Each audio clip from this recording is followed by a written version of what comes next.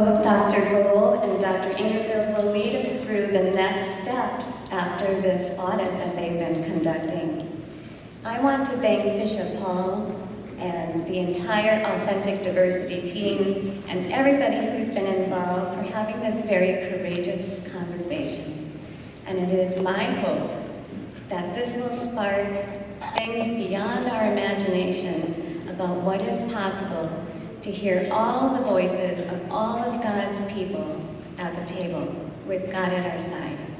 So please join me in giving a very warm welcome to Dr. Shauna Gold and Dr. Lisa Ingerfield.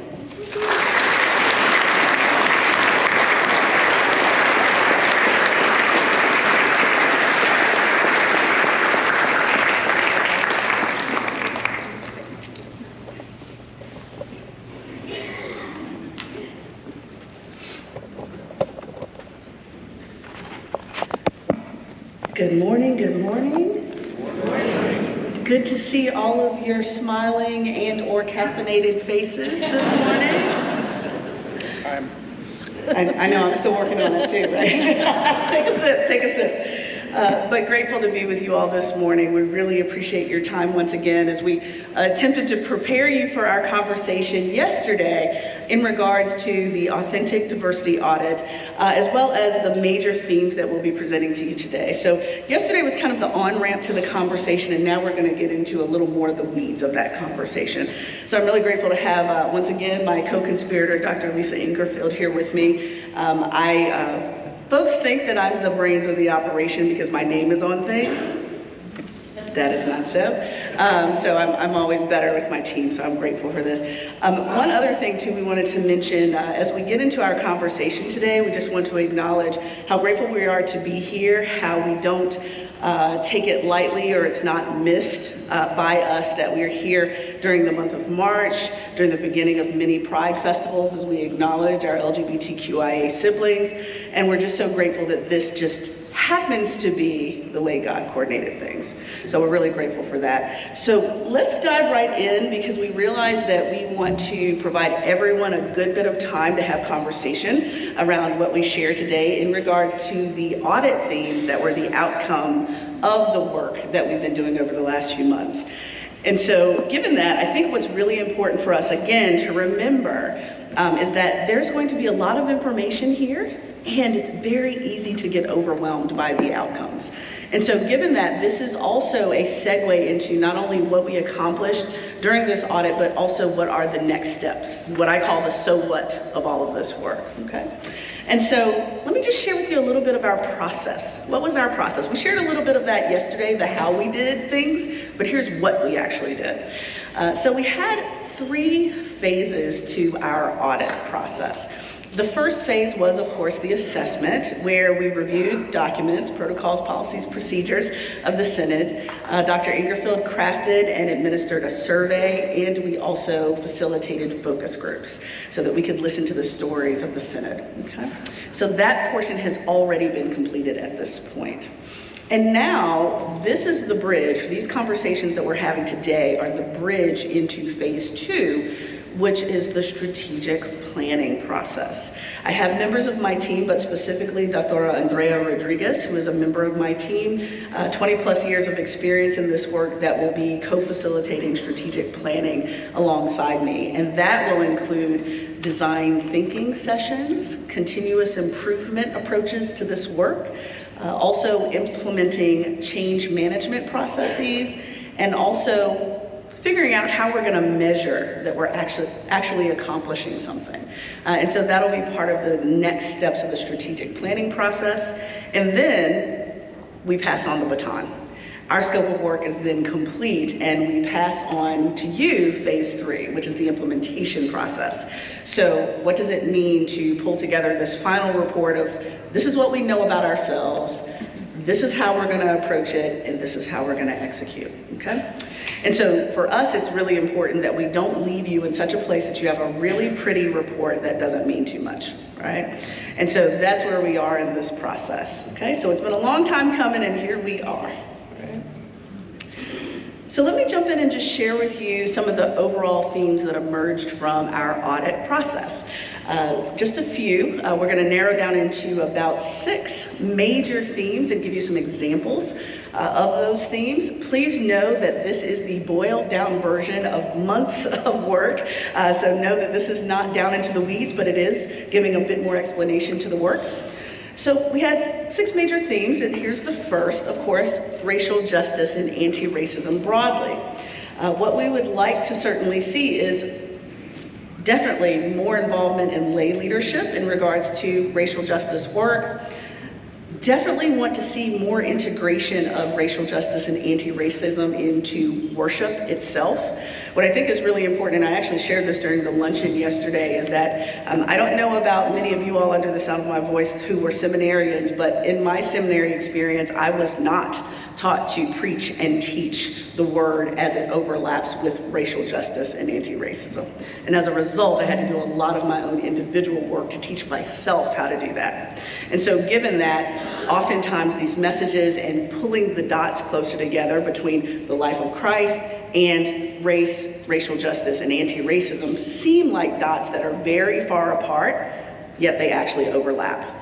Usually that's not in standard seminary work. And so given that, how can we make sure that we support our rostered ministers, preachers, teachers in regards to making sure that overlap is very clear to our preachers, teachers, as well as to our congregations.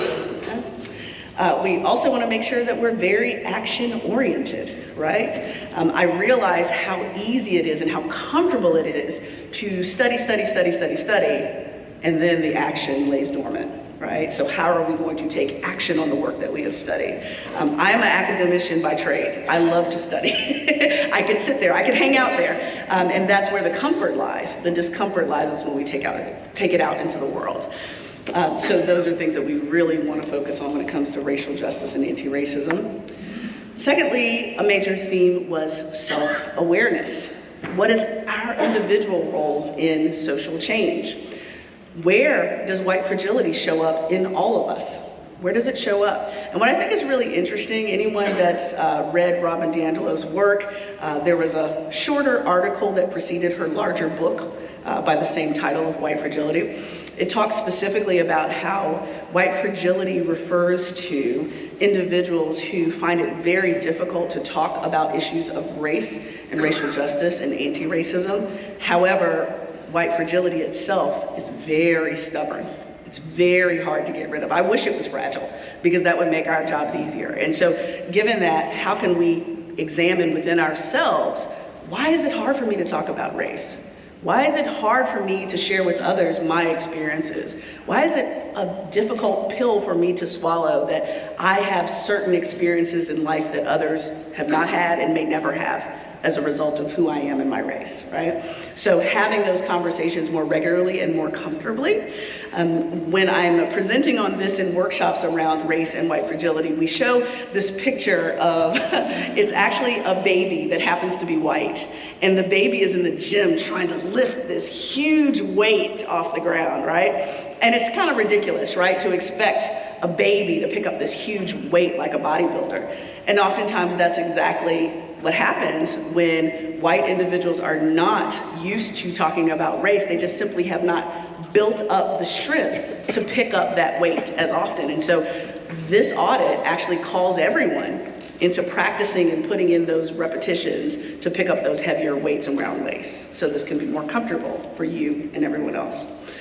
Also too, we talked about the needs that are related to LGBTQIA inclusion. What I think is really important too also is that, of course, there's overlap, right? There's overlap between our communities, the LGBTQIA community and race. That was very apparent throughout our entire audit. And at the same time, what we think is really important to consider, again, why are we uncomfortable having these conversations? Why are we uncomfortable having those conversations? Okay. Identity. I know that we're going to be talking about this a little bit more later in another slide, but when it comes to identity, again, which identities are we referring to? It happened to be in our audit that race, of course, and LGBTQIA identities emerged quite a bit. And we also know, based on the research, there's 50 plus identities that we may not be addressing or speaking of, right? So are we talking about race? Are we talking about gender? Are we talking about sexual orientation? Are we talking about all the phobias when it comes to body image, for example? I remember this was about 2 months ago. I was attending a conference, and the conference was talking about inclusion and identity. And the room, if you can imagine all of us taking all of these round tables and trying to fit them in about half the space. And we were talking about body image and fat phobia in such a way that many people couldn't even navigate the room. Seems a little bit hypocritical, right? To talk about such a challenge, but only a few people could actually fit literally comfortably in that space, right? So how are we connecting various identities, not just a couple, but all identities in the work that we're doing, okay? So, theme number 4, I mentioned this before, LGBTQIA inclusion. One of the things that I think is really important for us to consider is that we do not limit ourselves to only RIC congregations and RIC events, okay? There is resistance to having these conversations. That was very apparent in our focus groups, document review, and survey. And so given that, how can we continue to break some of that resistance to even having the conversations about these particular groups and identities? Also, pronouns. I think this is really important. I have a colleague of mine, a very close colleague of mine, while I was teaching and working at the University of Maryland, who actually created International Pronouns Day. What I think is really profound is when we don't consider pronouns, and on top of that, not explaining why this is important. Why is it important for us not to take on the privilege of using a pronoun for an individual that we are not sure of, or that we're making assumptions that can be inaccurate, okay? So explaining why in the world are pronouns important and why are they important both inside and outside RIC events and congregations, okay? Definitely concerned about the support of trans candidates. Dr. Angerfield, if I'm not mistaken, the survey speaks to that a little bit more. Yeah. So we'll address that as well, but also considering what does it mean for candidates to be extremely uncomfortable, especially as it pertains to their identity. What does that mean? Are we putting candidates in harm's way? We need to query what that means for those individuals. Okay. Communication. We talked about this earlier and how communication literally cuts across every other theme in this particular audit. Both the presence and absence of individuals that either participated in this work or choose not to participate intentionally, and what does that mean and convey to us. Communication to congregations, and I will say communication is tough in systems, extremely tough. We could literally have your phone number, your email, your social security number, and your blood type, and someone would still say they did not get the message, right? We know that's true, right? And that's the way things work, right? Amen. Praise the Lord. So, given that, that's why we really need to think critically about how can we continue to make sure that our networks are tighter and tighter, even though we know they will be imperfect, okay? So, how do we think about Synod communication? How do we make sure that our rosters are up to date on a regular basis within our congregation so that people can't say, I didn't know, right? We hear that quite a bit. Being aware of the Synod's work, especially the Synod Council, which we mentioned a little bit yesterday. And then also too, not thinking unidimensionally when it comes to communication. So what does it mean to use every opportunity that we can to communicate with folks, especially when it comes to change? Those are opportunities to actually over-communicate when it comes to our work. So whether it's email, whether it's a text message, whatever that may be, there needs to be a network of communication, not just one or two avenues. Okay, so something to think about there. And then when it comes to number 6, knowledge and relevance of Synod Council and council members, we were not necessarily surprised by this because we think we can do something about this, but there is a bit of lack of knowledge and separation between the Synod Council itself and congregations actually knowing the Synod Council members and their work. Okay, so how can we make sure that there is not a either divide or a bottleneck between the Synod Council's work and the congregants? Okay, lack of connection to the daily lives of our congregants. How can we make sure that we're communicating better, more often, and getting folks plugged in and connected? And then also too, thinking about policy, right? We actually had a quote that someone mentioned that we feel stuck in the past when it comes to some of our policies, protocols, procedures. So how can we review them, update them, and make sure they're relevant to the modern world, okay? So those were a few themes that we found. Those 6 were our major themes with some examples. Again, this does not get completely down into the weeds because there's a much larger report of this work, but that gives you the overarching themes. And so I think I will pass it on to Dr. Ingerfield that will give us some, hopefully, some strategies for next steps moving forward.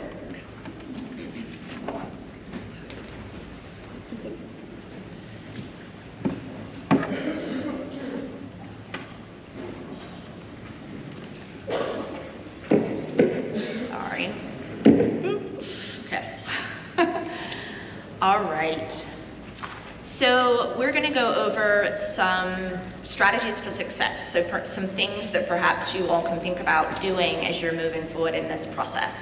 This is just a snapshot that we're covering here, just to underscore what Dr. Gould shared. The plan is to get your creative brains working and thinking about how you can collectively address some of the themes that we identified and move this work forward. So the next few slides, we're going to talk about the theme and then some things that we think that could be useful for you to consider as you move forward. So the first theme that Dr. Gould covered was racial justice and anti-racism. So some of the strategies for success or recommendations that we have when you think about this theme is how can you bring those 2 dots together that Dr. Gould articulated? How can congregations intentionally discuss ways to more tightly integrate and connect racial justice and anti-racism to the life of the congregation, worship design, preaching content, lay education, and discipleship? That is an active and intentional process. For many of you, the connection may be self-evident, but for many of you, there may be some labor, some intellectual labor that needs to happen there. And so how can you together think about ways to more intentionally and in a focused way build that connection? The other piece we wanted you to consider is that, to Dr. Gould's point around developing a muscle in thinking about talking about some of these harder issues, particularly for white people, is when we're asking ministers to make those connections explicit, what kind of training do they have or have they been equipped to have and lead and facilitate those conversations, right? So rather than just throwing folks in at the deep end, so to speak, how can the Synod provide more guidance and support and mentorship so that those connections between theology, racial justice, anti-racism can feel more natural and a person can feel more equipped and able to engage in sometimes very difficult conversations. The other piece to think about as you consider how to take this back to your congregations and think about how you can make changes in your own lives and in your own spheres of influence is having action steps. So rather than kind of talking in the abstract about these things that we want to do related to racial justice, how can you develop a plan that has milestones, steps along the way that you can measure and say, well, we think that we can get to this place in 7 steps, for example. And so how do we know we're actually on that pathway? Because each of you are laying a brick in a larger path, right? And so you're going to lay a brick and move forward, and then someone is going to come behind you and lay a brick, and so on and so forth, and that pathway is going to get built. But how do you know that you're building that yellow brick road, so to speak, right? How do you know that you're not veering off in different directions? And that's why it's really important to have those clearly defined action steps, and then what does success look like for us in this area, and how do we know that we've gotten there? And then the other piece in this area would be thinking about lay leaders. What kind of mentorship exists for current and future underrepresented lay leaders?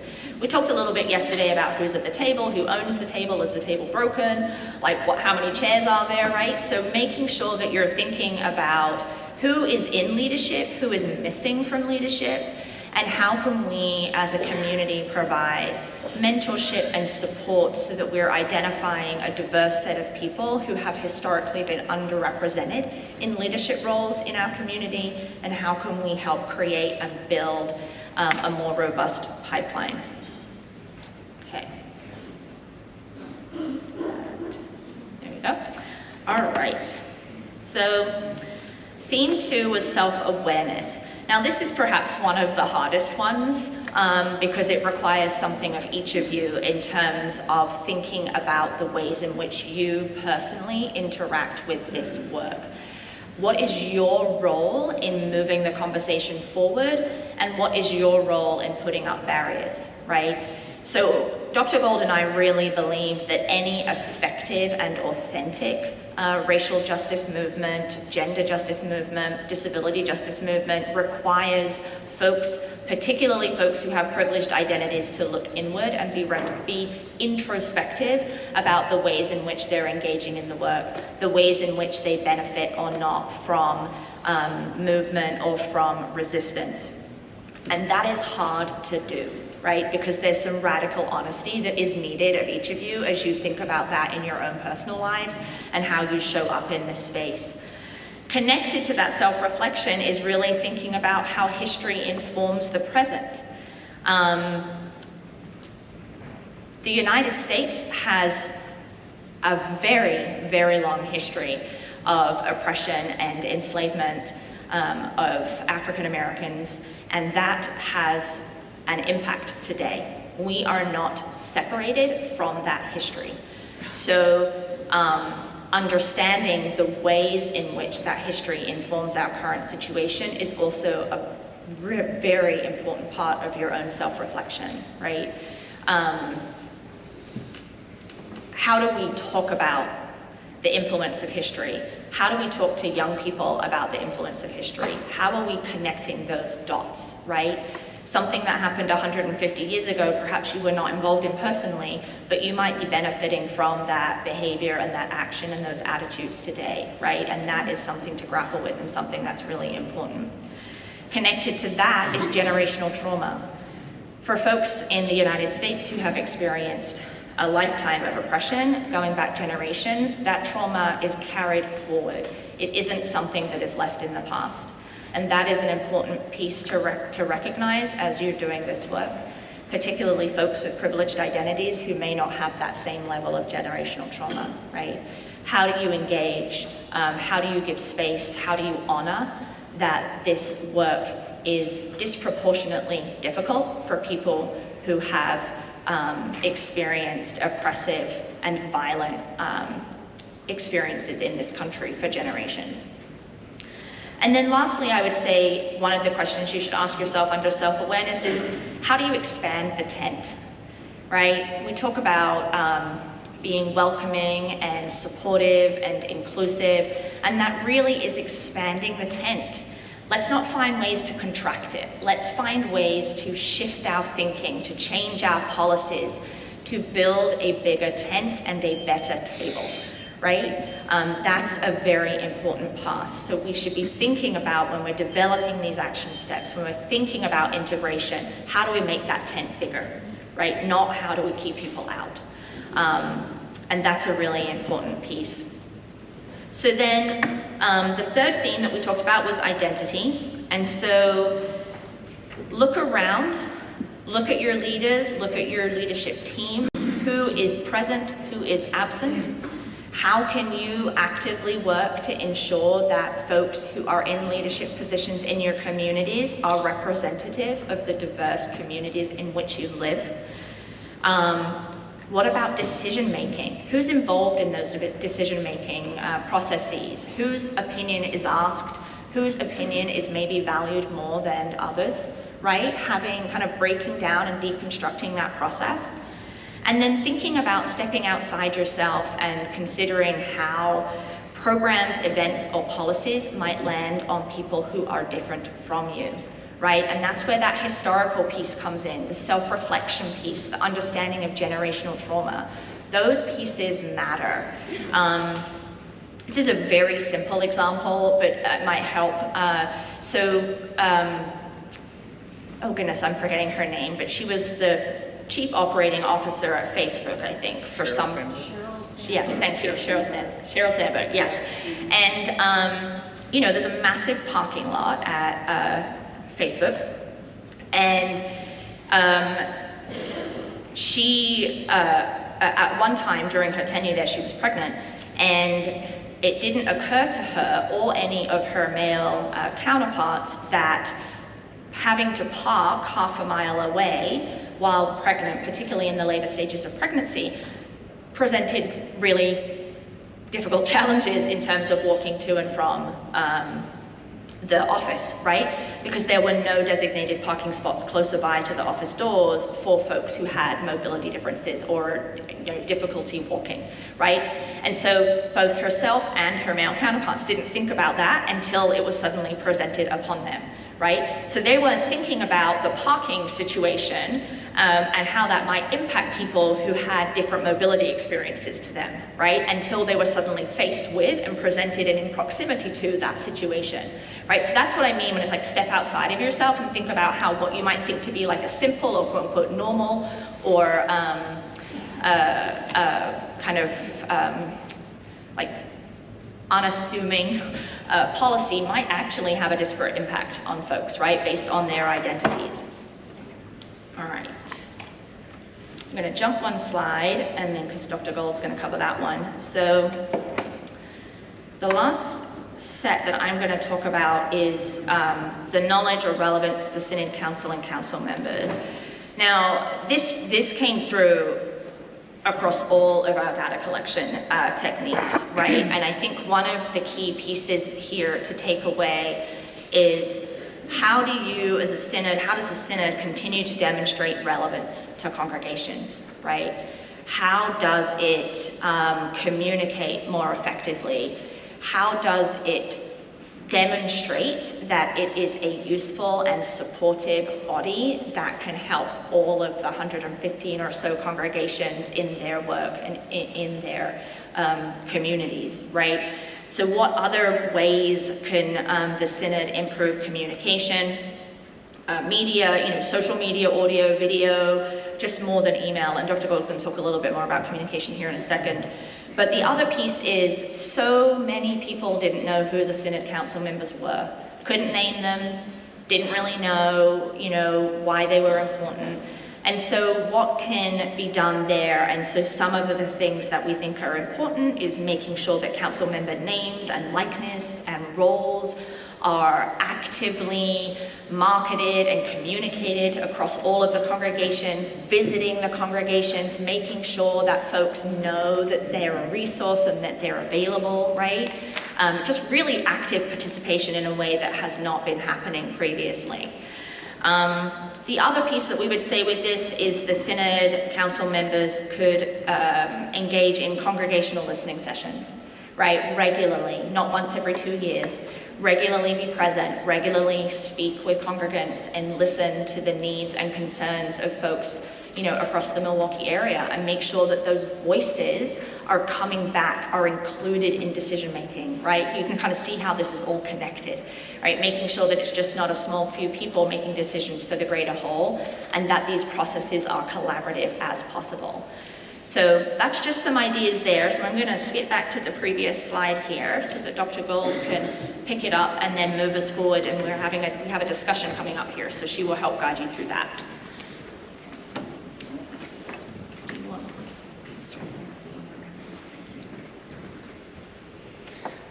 All right, so I mentioned earlier about LGBTQIA plus inclusion as well as communication. A few things I just wanted to mention that are kind of in my wheelhouse of things that I'm always concerned with. Again, as I mentioned before, great preaching and teaching that bring the dots closer together. And so given that, what was really scary for me as I was looking through the findings of our audit was, again, not making those very clear connections. When I have conversations with my friends who aren't particularly religious or not particularly part of a religious tradition, but still clearly see how the life of Christ is connected directly to race, inclusion, equity, LGBTQIA lived experiences, that concerns me. That concerns me. And so given that, a few things that we strategized around in regards to addressing that major theme of LGBTQIA inclusion is making sure that we continue to partner and highlight transgender professionals, theologians, and the folks that are already doing the work in this particular area. When I took a look at a few things, I have to admit that I'm quite biased in this particular area of LGBTQIA inclusion, primarily because I wrote a really long dissertation that only my grandmother read about this topic. And so, given that, what I learned as I was writing about these experiences is that there's already a lot of great work going on around the theological connections to the life of Christ, the church, and LGBTQIA lived experiences. And given that, organizations, resources, especially one of the ones that I found more recently, some of the work was a little bit dated, but some of the newer work was coming out of Georgetown University's work about transing of theology, for example. So again, there are resources. There are folks doing this work, bringing those dots closer together. It's a matter of making sure that we are using those resources in our preaching and teaching work. Okay? Also, too, I think what's really important, again, the self-worth of an individual, especially when it comes to pronouns. I remember when I was first learning about pronouns and learning the difference between preferred versus chosen, as one simplistic example. I should not tell someone that I prefer a particular pronoun because that makes the assumption that they have a choice as to which one they address me by. I have a chosen pronoun. I expect human respect to address me by that pronoun. Right? It's very similar. One of the ways I explained it to another group as we were going through DEI 101 was, for example, if I knew that someone's name was Shauna, but I continuously and intentionally continued calling them James. All day long, every single day. Yeah, I know I'm wrong, but I'm doing it anyway because I'm poking the bear, if you will, right? What does that mean as far as the simple respect of an individual? You know, I thought about that even in our prayer lives and how we continue to approach the throne in our prayer. What would it feel like if we were called the wrong name? What would we feel like if we were not acknowledged, dead named even? So these are things that we really need to think about explaining and being clear on the why as we continue to do and portray and model these characteristics of behavior. And then that last piece of communication. Keep lines of communication regularly updated. And so as we mentioned before, of course, lots of different avenues of communication, but are they being updated, right? I will share with you quite clearly, I had a conversation with the leaders of my home church in Southern Virginia, and yeah, the last time they updated their roster, I think I was in college. So quite a bit of time ago, back in the late 90s. I look younger than I am. But it had been a long time since they had updated their rosters, and they didn't have email addresses, and they had a few phone numbers and so forth. So you can imagine what that means, even in a small town, as it pertains to a congregation and their ability to quickly, easily, and importantly, regularly connect with their congregants. And so we encourage you to think about how you connect with folks on a regular basis. Definitely diversifying and updating synod communication avenues, whatever they may look like, because we realize that folks need to learn and experience and understand things in different ways. Okay? I'll give you a great example of this. I have my younger son who's 9, who's finishing up 3rd grade.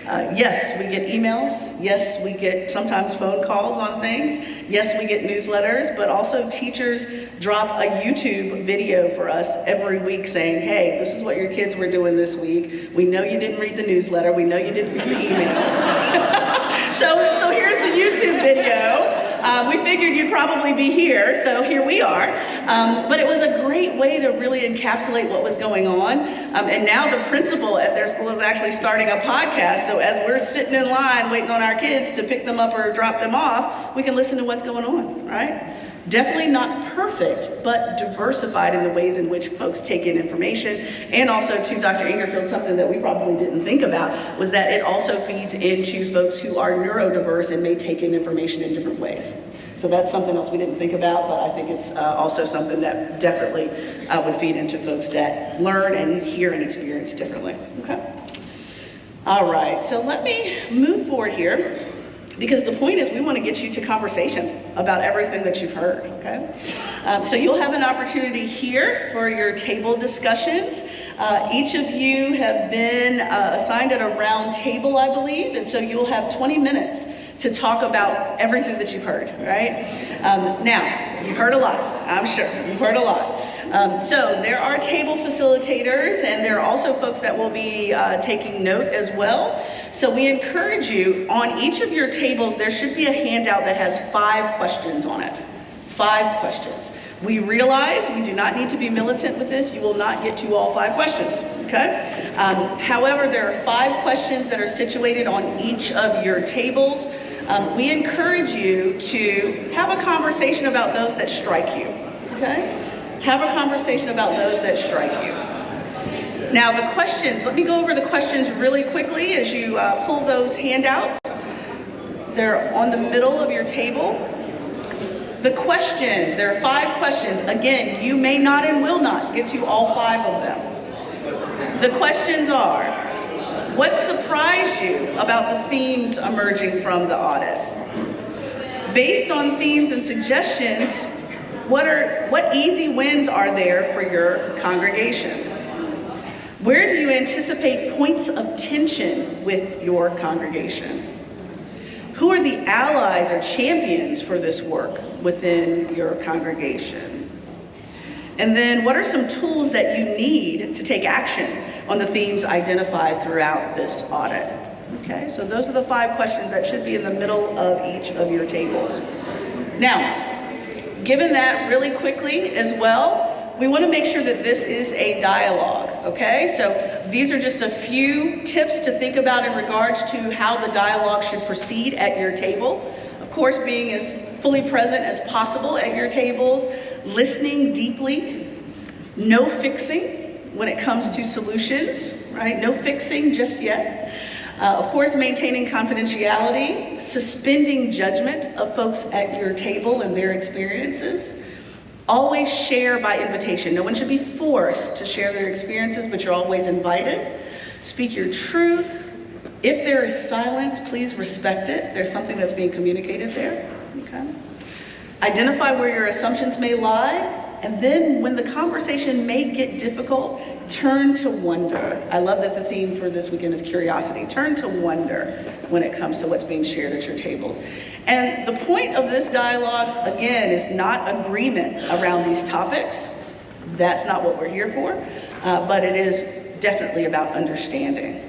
Understanding. You should understand something different and new as a result of this conversation. And I think we have about 20 minutes. 20 minutes to get into the conversation. So I will leave these touchstones here, and we will give you your time. Oh, the questions are up as well? I think they should be. Let's see if they're here. Ah, wonderful. For folks that need them, there they are.